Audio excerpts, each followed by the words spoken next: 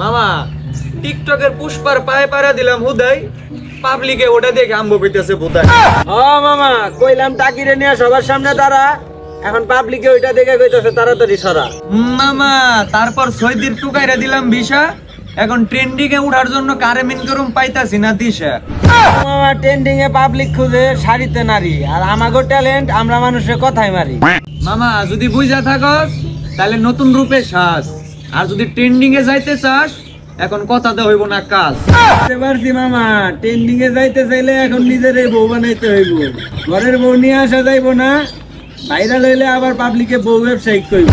বুঝতে পারছত মামা, তুই হবি নায়িকা আমি হম নায়ক, আর তুই হবি ভিলেন আমি হবো জোকার। তাইলে অগরে কোথায় মারতে বউরে পড়বে না দরকার।